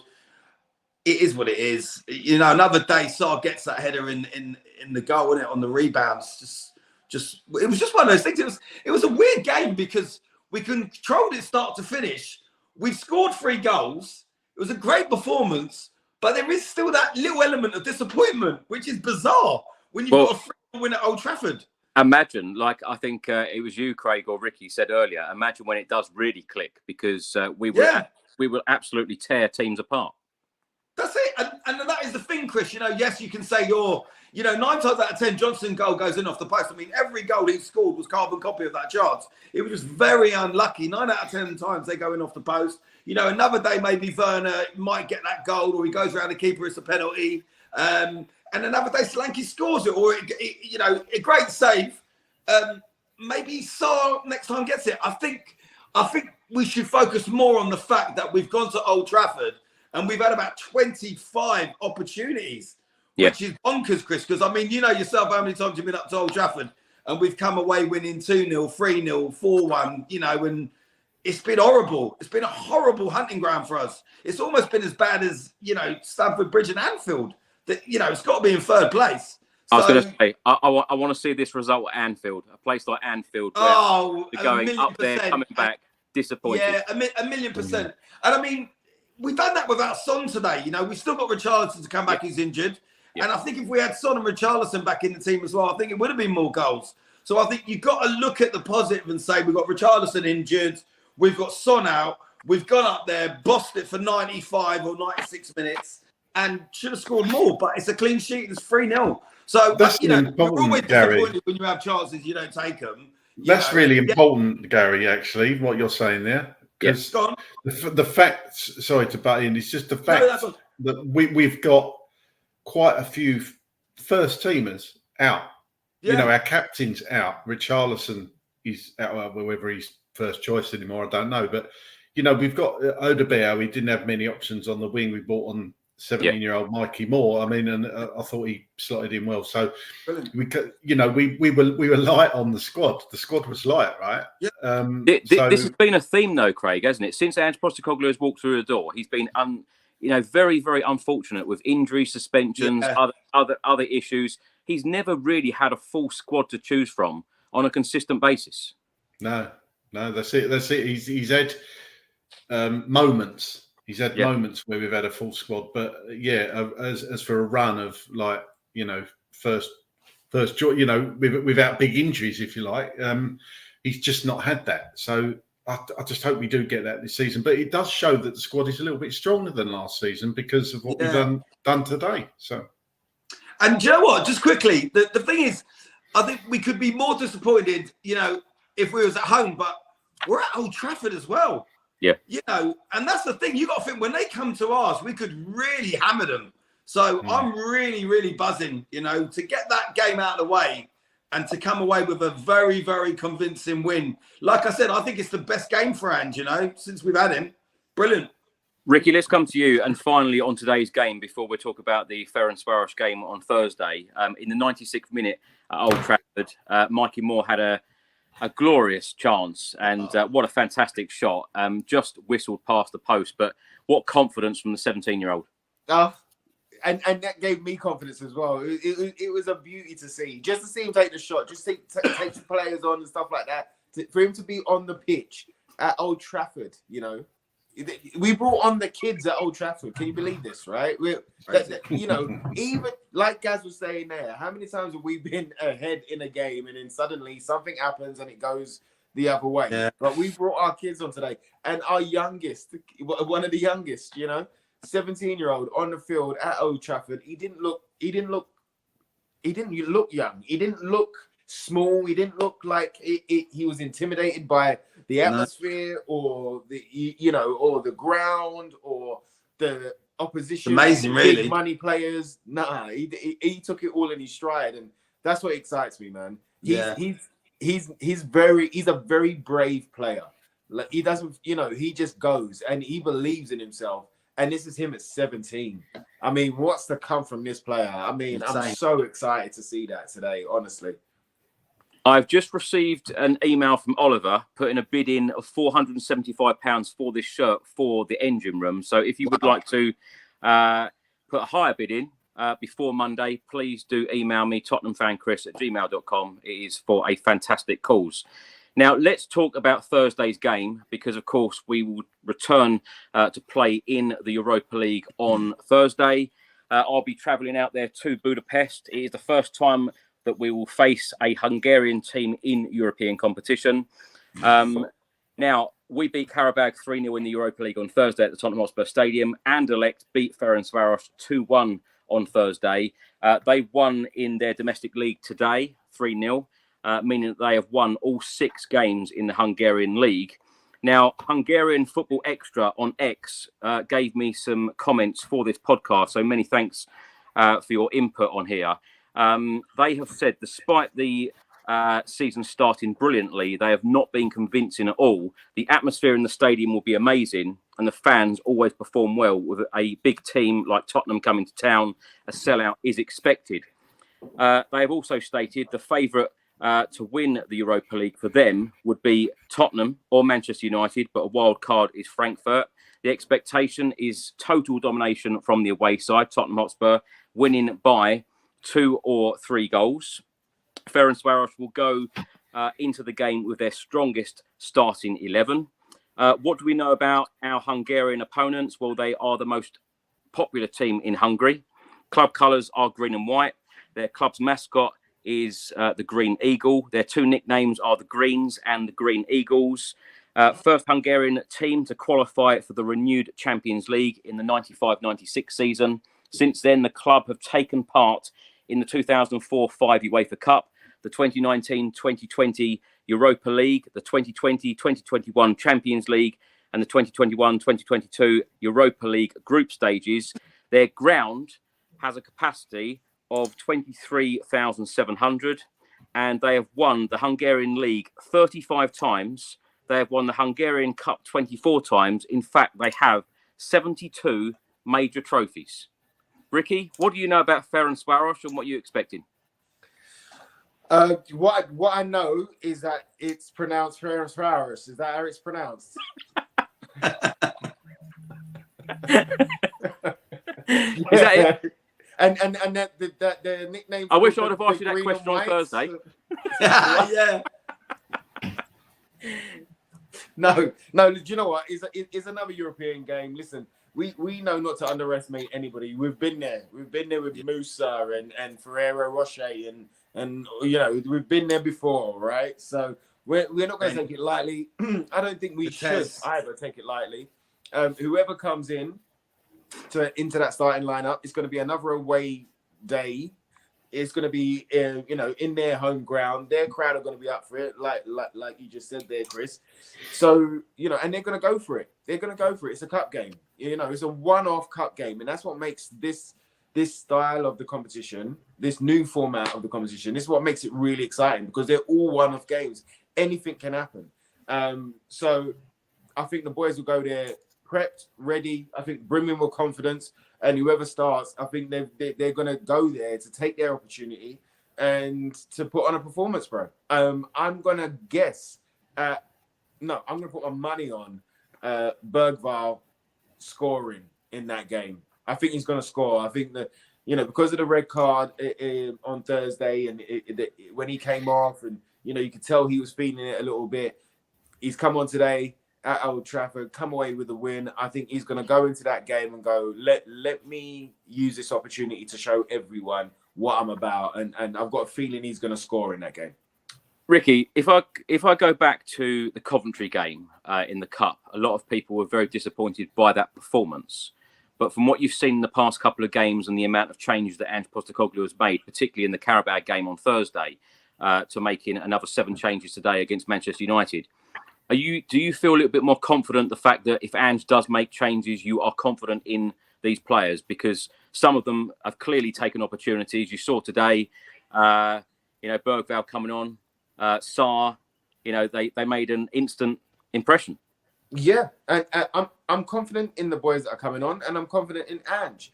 Like I said earlier about Ange, when he admitted that Coventry changes were too much, he didn't rectify that, on Thursday night with the lineup that he put out. Now, all right, cool, we got a red card and we had to change some things up, but we never stopped playing the way that we want to play. We kept pushing forward. We got another 3 goals that night. Do you know what I mean? There's a lot of positives. So I back Ange, I back this team, and I think the fact that he has acknowledged that Coventry was a little bit too far, it means that he's not going to make that mistake again. So I'm confident with what team he puts out there, and knowing that if it doesn't happen for a particular player or two, that we've got a bench ready to come on and affect the game, and that will take their opportunity too, bro. So yeah, I mean, I'm loving Big Ange instead, mate. And so whatever he says, I'm with it. We'll get score predictions in a second. Craig, how many changes do you think Ange Postecoglou will make in this game against Ferencváros on Thursday, and what are you expecting from the Hungarians? They may be top of the Hungarian league, but this is the sort of team we should be turning over with all due respect. I don't know much about Hungarian football at all, but this is the sort of team we should be turning over. I expect him to make 5 or 6 changes again, but I'm more confident that the players coming in are going to do a job. So I expect to see Archie Gray. I expect to see Dragushin coming in. It'd be interesting one with Mickey van der Ven, because he's obviously they gave him more game time than they wanted to. So and Destiny Udogie, perhaps Ben Davies comes in there. Does he play Romero and Dragushin? We'll have to wait and see. I'd expect Bergvall come in and Sarr. And then the front line, it's a tricky one. Does he even go with Will Lancashire? Difficult one. I don't know, but I expect to see 5 or 6 changes. But this is a game we're going to have to. Look, I expect us to win Thursday, with all due respect to Ferencváros. Well, the table at the moment, and Ange Postecoglou was absolutely right in what he said the other day. You can't screenshot the whole table because it is so big. Spurs are in 4th spot at the moment in the Europa League table, 3 points from 1 game, and Ferencváros at the moment are 26th, 0 points from 1 game. Gary, what are you expecting from this game on Thursday? Yeah, I think it'll be a good game. We'll make 6 changes, more than likely. Is not Jackson not banned? Is he still able to play? Yeah, sorry, I forgot. I totally forgot he was banned. Sorry, that's my bad. Yeah, Dragushin is banned for 3 games. I was going mad. I was thinking, does he get a 3-game ban for that? Does he? Or yeah, I think so. Yeah. It's interesting though what I said earlier. Ben Davies not included in the squad for Manchester United today, but of course he's fully expected to play the game, start the game on Thursday. Yeah, I think so. I just think he's kind of going to be using him in the Europa. I get that. Premier League, Old Trafford, no. And it wasn't the greatest performance for Ben Davies the other night either, was it? Let's be honest. I'm sure when Jackson's band's over, he'll be straight back in. I expect there to be 6 changes. It's not going to be as easy game as what it was at Old Trafford, I don't think. But I do think we'll get over the line. I do think we'll win. I know it'll be a little bit, it's difficult there. You go to them away Europa games, European games away, because we know what they're like with the home crowd and stuff. It's not going to be easy. But I am confident now, even with the changes, that we can get a result. And do you know what? I'm going to back Werner. I'm going to say Werner's going to get a goal in that game. I'm hoping my positivity, I'll bring it over to him. I think Werner scores, gets off the mark, and I think we're going to get a 3-1 win. I do think they'll score against us in this game, but I think we'll get a 3-1 win and there'll be 6 changes. Right, let's do score predictions. Ricky, let's start with you. I'm going to go 4-0. I'm going to go 4-0. 4-0. Craig? Yeah, I'm going to go 4-0. I'm going to go 3-0. Tottenham, by the way. Yeah. I'm going to go 3-0. Yeah, that's what I meant. I meant Tottenham as well. I did. We know what you mean. Gary, what are you going for? 3-1. I think we will concede. I just think we're away from home, the home crowd and stuff. I think they will get a goal, but I think it won't be as easy and as comfortable as Old Trafford, which is, even saying that makes me laugh, really. When you actually think about that sentence I've just said, it won't be as easy as what Old Trafford was today. Gary, I don't want to go too far ahead because, of course, we've got Ferencváros next on Thursday, but next Sunday we play Brighton away. After seeing them, concede 4 at Stamford Bridge on Saturday, does it give you a little bit more confidence, the way that we were so clinical today in the final third? Does it give you a little bit more confidence for that Brighton game next Sunday? It does. I think before that Chelsea game, not so much, but I think after that Chelsea game, conceding the way they did, I think we've got every opportunity to go up there and get a win as well. I mean, as mad as it will be, but we can really go into the break with 6 wins. And, when we were talking about that a few weeks ago, I think we were kind of hoping for it, but could we see it? No. But generally now, hand on heart, I think we will win the next 2 games as well. I really do. And a lot of that is the players that are coming in. You have to say Johnson has hit some amazing form now. And just we've got players on the bench, the young lads that we brought on today, Bergvall, Moore, they're all up for it. And they'll get the opportunities in Europa and stuff, So I think it's great that we can kind of have we're never going to be at the level of Man City. We know that. But where, our second team, where we're changing the European competitions, I think we have every opportunity to get 2 more wins, Chris, and I think we will. Now, other results for our teams over the weekend. The under-18s won on Saturday 1-0 against Reading in the under-18 Premier League at Hotspur Way. Also on Saturday, the under-21s were in action at Hotspur Way, but they lost 3-0 at home against Leeds in Premier League 2. And on Sunday, the Spurs women were in action in their second game of the WSL season, drawing 1-1 away at Aston Villa. So overall, it's been a fairly decent weekend. Ricky, thank you so much for joining us. And it's so nice talking about a win. And I must say, I've really, really enjoyed this podcast. And you three are fantastic guests, as per normal. And I know we all know one another, which makes it a lot easier. But really enjoyed it. So thanks so much for coming back. It was great to see you on Thursday, although you don't remember a lot of it. But it was great to see you. It's been great having you on today. You're bonkers, Ricky. Mate, can I just say, do you know what? All right, look. So I didn't even realize that I hosted the show for about 20 minutes. My boy Darren Hart, who's been on the show before, he was watching it, right? And he's like, Rick, you're killing me. He goes, how much have you had? I said the kickoff was delayed, one. Oh, and then I'm hanging mate. out with Chris's dad. Do you know what I mean? I'm blaming Chris's dad. Dangerous, wasn't it? You say that, but he wasn't even there. He wasn't even there at the start. Talking about those brandies. Stop it.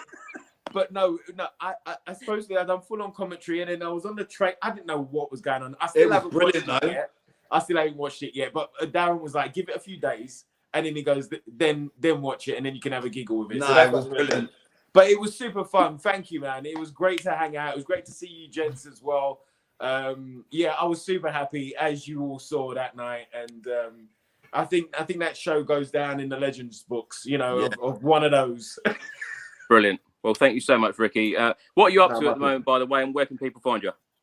I'm up to a lot. I'm keeping super busy at the moment. I'm everywhere. And actually, why you just said that. And let's say a big 85th happy birthday to Mr. Walker, Mr. Rudolph Walker, Tottenham Hotspur fan, and he was a guest on here last year. Unbelievable guest. And thank you so much for setting that interview up, Ricky, because he was brilliant. But yeah, talk us about that. No, that's exactly what I was going to say. It was like, it was Mr. Walker's birthday last night, so it was the day of his birthday. The show was on, and it was a variety night. There was fantastic guests there. It was a really lovely show. Mr. Walker was on form. Mr. Walker, Chris, sang his song live on stage. Wow. The reggae track. He sang his song live on stage, and he was dancing and moving and grooving. So it's always an honor to know Mr. Walker and to have worked with him and to call him a friend and a mentor, and to be there on his 85th was phenomenal. And it was a really lovely, heartwarming, funny show, man. There was loads of jokes and loads of love in the room. So it's fantastic.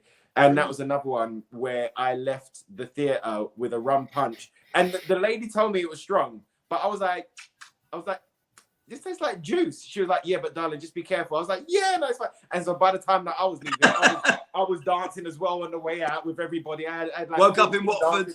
Man, Ricky, when I saw your Instagram story, I thought, yeah, I've seen those eyes before. Yeah. Oh, mate. I've seen that face before. Oh, no. But it was a celebration. I had to celebrate. It was a celebration. What am I supposed to do? Of course. No, but happy birthday, Mr. Walker. Big Tottenham fan. If you haven't seen that interview, make sure you Google it. It's a fantastic watch, honestly. Chris taught me so much about Mr. Walker I had no clue about. It's a fantastic watch, man. Yeah. It's brilliant. And I'm so sorry to Mark Trevor here. He's written a number of comments and I've not read them out. So apologies, Mark. So we'll get through them now. Craig, let's come to you on this, if that's okay. Do you think that Jed Spence being left out of the Europa League squad is a test of character by Ange? Yeah, interesting. I wouldn't say it was a test of character. I think that was a big call if it's just for that. I said on here that I thought the one mistake he did make was not including Spence in that squad. I think Jed should have been in that squad. And it's kind of, we're not, I wouldn't say we're light at the back, but obviously with Dragushin suspended now, we could have really done with Jed there and moved Ben Davies to centre back. So I wouldn't say it's a test of character in my opinion, but I think it was a mistake by Ange leaving Jed out, because I'd have personally thought that he would have left out Fraser Forster, to be fair. And this one, Craig, if you want to start us off. Mark says, what's everyone's first Spurs game that they attended? Mine was Boxing Day 2002. Stefan Everson scored a last-minute equaliser against Charlton to make it 2-2. What's your first game?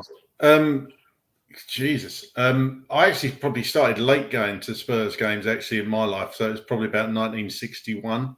No, it wasn't. Before anybody says anything. No, mine was Hereford, I think it was. Least I laughed.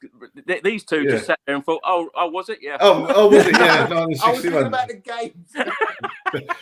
Pair of bastards. Yeah. I'm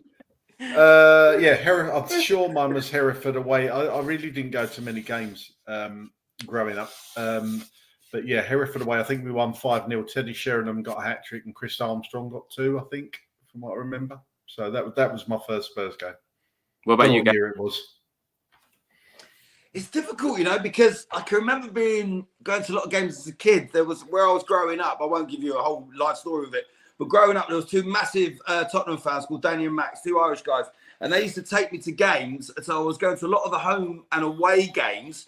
And I can remember far back as going away to Luton and them having plastic turf. So I think we're around the 88-89 season. It was around that sort of time. And I can remember going to Nottingham Forest's ground, Luton's ground, and you're talking about the time when we had Walker in goal and stuff. And then obviously going forward from that, then I can really remember a lot of the games. And then obviously I was at the cup final of 91 and stuff like that. But one of my very, very first games is I was lucky enough as a kid to be at the UEFA Cup final that I was taken to. But I was so young, I don't really remember it. But I know I was there. So my first memories of games would have been those away games at Nottingham Forest and Luton, and the home games with pretty much Walker in goal and stuff like that. And then the real memories start in when Gascoigne joined, he scored on his debut against Arsenal, no boot. You go forward to the FA Cup of 91 semi-final and kind of going into that thing. So I'll have to go away, Chris, and really try and remember and pinpoint my very, very first game, because I don't actually know. I think it was that UEFA Cup one where I was brought to as a kid by my granddad. So I think it was that. Do you know the funny thing, the most ironic thing is, the first football match I ever went to was for my mate's birthday in about 1984, I think. Yeah. 85. And it was, I'm not making this up. See, none of you laughed that time. No. Listen, see what you did there. No, do you know the ironic thing? I didn't think Craig did jokes with that miserable face. You funny bastard. What was I saying? Yeah, about 1984-85, my mate was a Liverpool fan, and we went to Liverpool-Watford at Watford, Rick. It was the old Watford, and we were standing on. So that was my first ever football match. I I will say definitely the first game I ever went to in stadium was QPR because I used to live 5 minutes from it. So I know that was the very first football stadium I ever went to ever. Because I used to go to QPR quite regularly, but never came to QPR fan. And then there was a time where I was taken along to Chelsea quite a lot because my older brother's a big Chelsea fan. But for me, it just was Tottenham, and it was my granddad, and that's what got me supporting Tottenham. But very first stadium, QPR. What about you guys, Chris? Was it Tottenham Stadium, Ricky, or was it a different stadium? My first ever Spurs game was actually an away game at Ipswich in September, 26th of September 1993, and we went 1-0 down. Sheringham scored to equalise. Then we went 2-1 down, and then Dazelle got our equaliser. We just signed him from Ipswich, so it was quite a reception for him, to get the equaliser. But and my first time at White Hart Lane was May '94 when we played QPR and we lost 2-1 on the last day of the season, and Trevor Sinclair scored twice, and it was so nice actually. A year or so ago, Trevor Sinclair come on the channel, and I told him that he is part of my memories that he, disappointed me that I didn't see a win at the Tottenham or at White Hart Lane. Yeah, in White Hart Lane. Good memories. Good memories.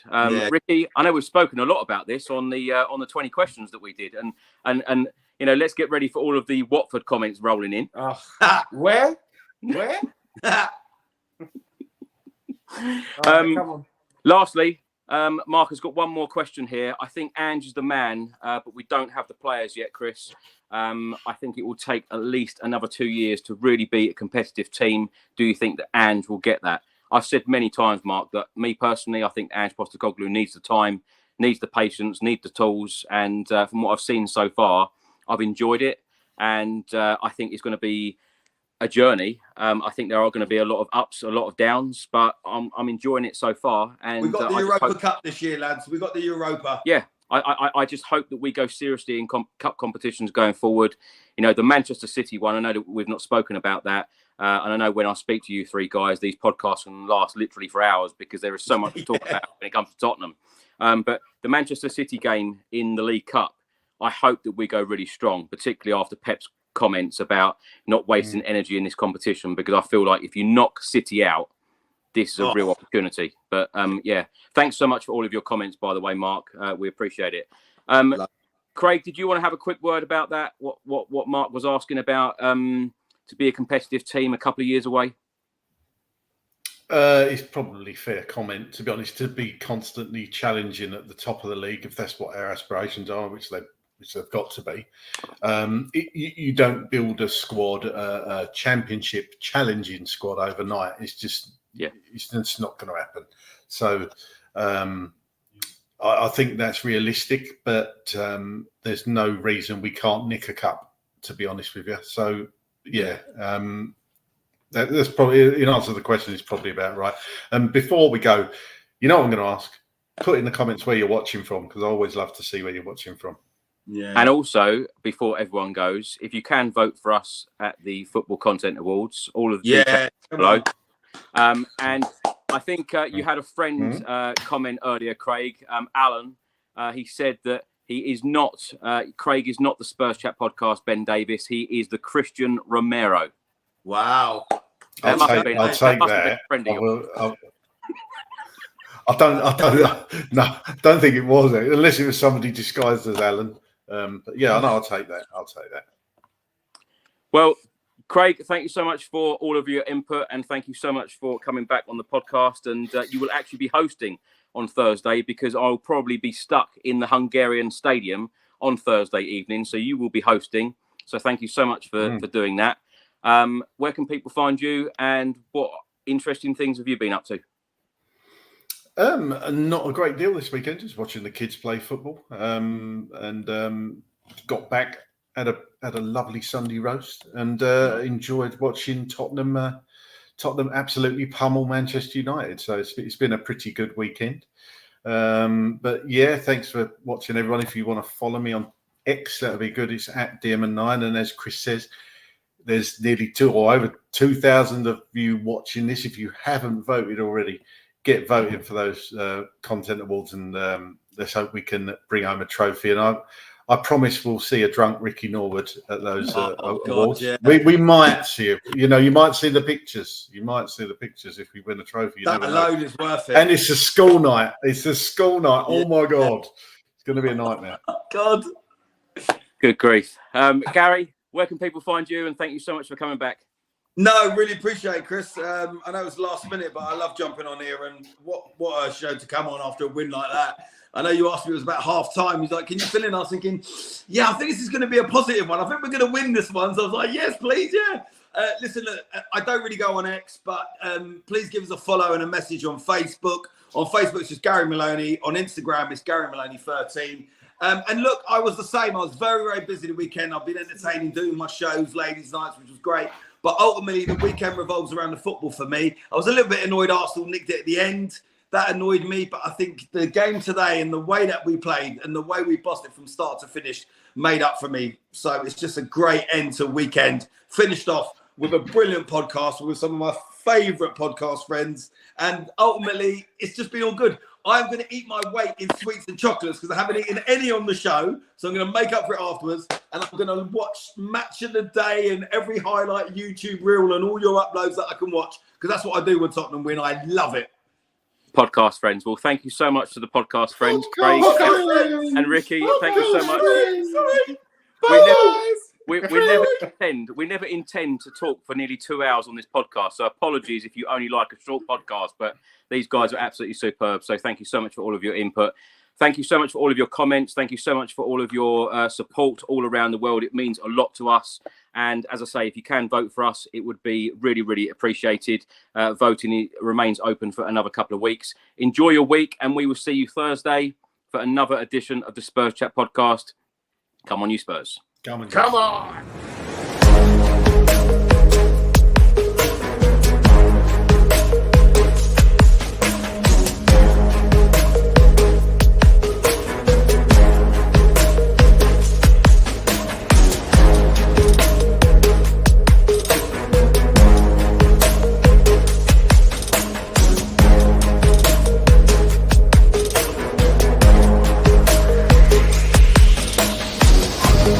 We'll be right back.